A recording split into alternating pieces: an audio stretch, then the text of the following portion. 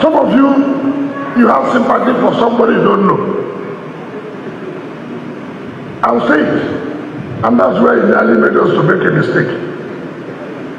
He said Peter Obi will be president. President where? Some of you don't know somebody just out of emotion. For 8 years, he was governor.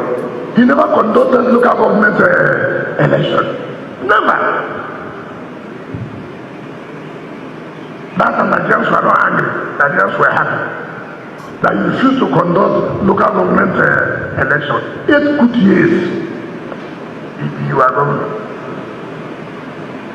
That was democracy. That's what you define it to be, democracy. Only you, governor of all the local government.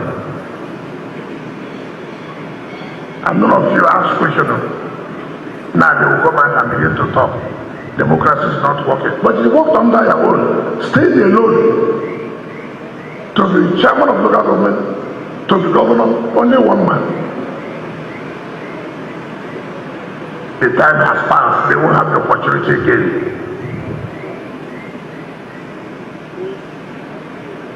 You say you form coalition for 18 months, which means the president was in office for 6 months. You start forming a coalition. They cannot stay out of power. Unfortunately, they have stayed out. They will come back. They will not come back. If Tinubu's government will not work, I will not support. I will not do what? Support. I know it will work. Yes, we have challenges, but these are the things he met on ground here. And these are things he's trying to, not that he was in government. No. No.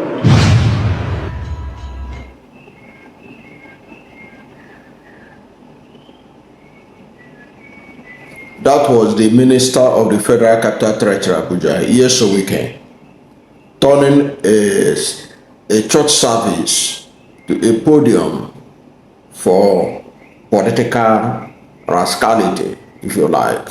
Because the church ordinarily is not supposed to be a place where you go and be campaigning at all. And more especially to campaign against somebody that is far better than you, and the people knows it. And you can see the humiliation he suffered in that church. It was like talking to the deaf. Nobody was paying attention to him. Nobody clapped for him. No reasonable person in that congregation clapped for him as he was talking all kinds of things about Peter Obi. He said that he thought he knows Peter Obi better than the people in the congregation. He said they don't know who they are supporting. But the silence in that church as he was speaking, and as he finished and totally embarrassed himself, is a lesson for other politicians that like to turn the pulpit to a place for political rascality, for a place to turn religion to politics. That was, he got a dose of what it means to talk about against Peter Obi in a crowd where they know better, where they know Peter Obi better than Nyesom. Nyesom claims he knows Peter Obi. They don't know who they are supporting. That's what he claimed. That's what he was telling them. So, because according to him, let us assume without considering that Peter Obi didn't conduct better local government election, which I will explain why he didn't conduct local government election. But let us assume without considering that Peter Obi deliberately did not conduct local government election. How is Tinubu that Nyesom is supporting a better person than Peter Obi? Tinubu, who in 1999 said he attended primary secondary school and listed the schools he attended. But in 2023, ahead of 2023 elections, he said he didn't attend primary and secondary school. He only attended university. And Nyesom supports such a person. Somebody who forfeited $460,000 proceeds of narcotic to the United States government. That's a better person than Peter Obi. Somebody that Obasanjo in his book My Watch, writing about corrupt governors, he said that when he saw the file of Bola Tinubu, that Bola Tinubu's file was the worst. That is who Nyesom is supporting, and he want to talk about Peter Obi. He has a lax moral right. Anybody who supports Tinubu has no moral right to even question Peter Obi, because Peter Obi is a political saint as far as Nigerian politics is concerned. Now, let us even address the issue he raised, because he couldn't see anything to talk against Peter Obi, except that he didn't conduct local government election, which was absolutely a misinformation, because you have to find out why didn't he conduct it. Let me educate us, for those who don't know, because people always use this story that Peter Obi didn't conduct local government election. Let us assume, without considering, that he deliberately didn't conduct local government election. Is he not better than those who conducted the election, local government election, and their political party won all the seats? Is he not better than Nyesom himself, who dissolved duly elected local government chairman? Governor Rotimi Amechi, when he was governor, conducted local government election in 2015. Like most local government election in Nigeria that are being conducted under this dispensation, the APC won all the local government seats. Yes, Amechi conducted it. APC won all the local government chairman seats. When Nyesom entered in 2015, he dissolved that local government chairman. He dissolved them. Said they are illegal, but they were products of election. The chairman that emerged, the councillors that emerged, they were a product of election conducted by the Rivers State Independent Electoral Commission. Nyesom annulled it. And these people, these chairmen, were forced out, and Nyesom put caretaker committee. It wasn't until February this year that the Court of Appeal ruled in favor of those people that were sacked by Nyesom in 2015, that they were duly elected local government chairmen. But because Nigeria is a country that rule of law doesn't work, have those people been reinstated? No. Then Nyesom himself, when he conducted his own, PDP swept everywhere. Is that an election? Is that an election? You conducted Amechi conducted his own, APC swept everywhere. Then you conducted your own as Governor Wike, and PDP swept everywhere. Is that an election? Is that democracy? So somebody can use that to say, oh, this person didn't conduct local government election. Is it not even better that you don't even conduct the local government election and put the resources needed, local government resources, for the betterment of the states, if caretaker committee can handle it? Because what's the difference between caretaker committee? You just waste local government resources conducting an election, and you still put all the people you want as local government chairman under the guise of election. Those who emerge local government chairman in most states in Nigeria today, they are no different from caretaker committee chairman. The election itself is a sham. That was why even the national chairman of of Inter-Party Advisory Council, the umbrella body of all registered political parties in Nigeria, IPAC, Inter-Party Advisory Council, has been campaigning that it is better for INEC to be conducting local government election than state independent electoral commission. So because there is no difference between the caretaker committee chairman and the ones that were elected. It doesn't mean anything. They are all appointees at the mercy of the governor. So people just waste money conducting election when it was just a selection. Okay. Now let me also, for the interest of those who don't know, let me explain why Peter Obi did not conduct local government election, which you can go and verify. Peter Obi became governor of Anambra State at a time of chaotic situation in Anambra State. A whole lot of things was wrong. The EMBARRASSMENT government messed up Anambra State. Ngige was trying to put things back together, but he faced a lot of challenges. You remember that Peter Obi, when he became governor, there was no functioning government house because it was burnt down by the political thugs of those who felt that they own Anambra State, the godfathers. They destroyed the state literally.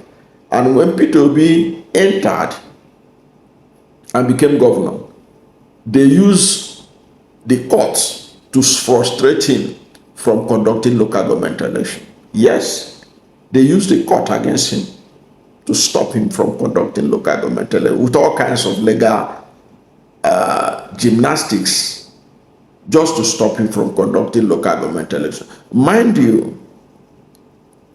when Peter Obi became governor of Anambra State, he was a minority governor in the sense that he doesn't have members of the State House of Assembly that are in the majority. That's ABGA, the party under which platform he was elected, were not controlling the assembly.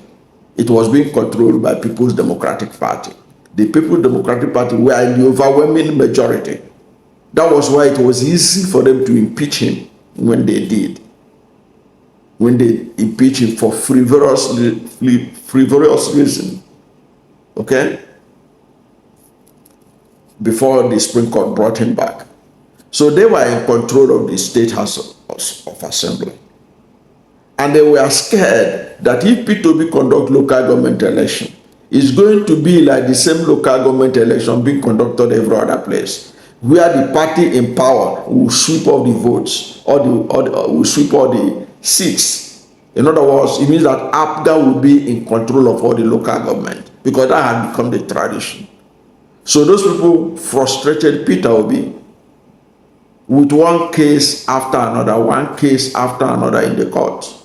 And being somebody who believes in the rule of law, Peter Obi had to see out all these court cases. And you know that Peter Obi himself is a product of rule of law.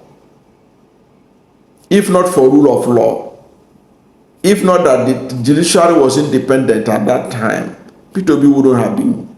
Imagine if it was today, Peter Obi would not have small government house with the kind of judiciary we have. It was the judiciary that made Peter Obi governor. After he was elected and he was leaked out by the PDP machinery, it was the Supreme Court that brought him back. Okay, so he understands the importance of rule of law. So he followed the rule of law in ensuring that the local government election was conducted. But these people frustrated him because they don't want him to have political age. The PDP don't want him to have political age. So they use their numbers to frustrate his conduct of local government election. Because that will empower him a lot. And they know it. So in the interim, while they were frustrating him, the state has to go on. Governance has to continue. That was how he had caretaker committee to run the affairs of the state. Until in his last year, when all the court processes were then settled, he conducted local government election. And Nyesom Wike lied by saying he didn't conduct local government election. That was a lie. In his last year, by that time, The local government, the court cases had finished. He conducted local government election. But you can imagine, he had a lot of challenges. In his first year, barely 1 year, they impeached him. When he returned, he had all kinds of challenges that has to be addressed because Anambra was literally a failed state when he took over. And he had to put the state all right. And look at what he did with local government caretaker committee. People say, oh, how did he manage it? He used it effectively. He used it to fund education, primary health care, lifting people out of poverty. Go and ask. He did that. And you know that Peter Obi is not a friend of the APC. If there had been any trace that Peter Obi embezzled local government fund, he would have been in trouble today because the APC is sniffing everywhere, looking for where they can hold Peter Obi. They would have sent EFCC after him. But the man is clean. He has nothing to hide and he has challenged people. If you say that he mismanaged local government fund, please go investigate it. That's what you can only get that from a true leader who is a man of integrity. You can't say it about the APC administration where Nyesom Wike is operating. Okay. Even Nyesom Wike cannot categorically say they should go and investigate his administration by EFCC. Even if you say it now, it's just politics. You can remember when even this Fubara, they were looking for him. There was a time they were looking for him by the EFCC. And he was a top official in the Nyesom Wike's government. At least nobody was looking for Peter Obi like that, or has ever looked for Peter Obi like that. Okay, look at Obiano. Obiano served up that Peter Obi. Is he not answering to? Is he not now being charged to court by the EFCC? Why did they leave Peter Obi and they investigated Obiano? Because they have nothing on Peter Obi.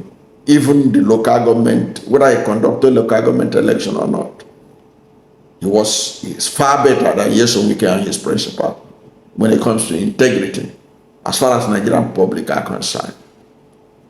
Okay. The other day, Nyesom Wike was talking about how his father was a general manager of several companies. He's not even the owners of the company, but he used that to justify that he owns a Rolls Royce. But listen to Peter Obi, how he was the person that built Savannah Bank branch when he was a student, and that he owns a supermarket. He owned a supermarket inside the campus, University of Nigeria, Nsukka. Can you compare the two explanations about the source of wealth? The other one says his father was general manager of several companies. That's how he can be able. That's how he was justifying his Rolls Royce. But this other person is telling you how he was a trader, right on campus, a contractor, building banks, bank offices for Savannah Bank. Can't you see the difference? What moral right has Nyesom Wike to educate Nigerians on Peter Obi? He said they don't know who they are supporting. Anyway, it's good enough that he ended up embarrassing himself. I don't know what to think about the embarrassment that Nyesom Wike suffered, because as he was speaking there, people were not paying attention to him. It was like the talk of the deaf. I don't know what to think about the embarrassment that he received and the things he was saying about Peter Obi. That he said that Peter Obi's time has gone. Well, it is the Nigerian people that will determine whether Peter Obi's time has gone or whether Tinubu's time has gone. We'll wait and see at the appropriate time. What Nigerians need is free and fair election. to determine whose time has gone. Whatever is your position on this issue, let's hear from you at the comment section. Thank you for watching this video. And if you are new to my channel or have not yet subscribed to my channel, please subscribe to my channel. Hit the subscription button, hit the notification bell. When you subscribe to my channel and hit the notification bell, anytime I have a new video, you'll be among the first to know. God bless you. And please don't forget to like this video, because when you like it, God will rank it high and recommend it for more people. Thank you, and God bless you and yours.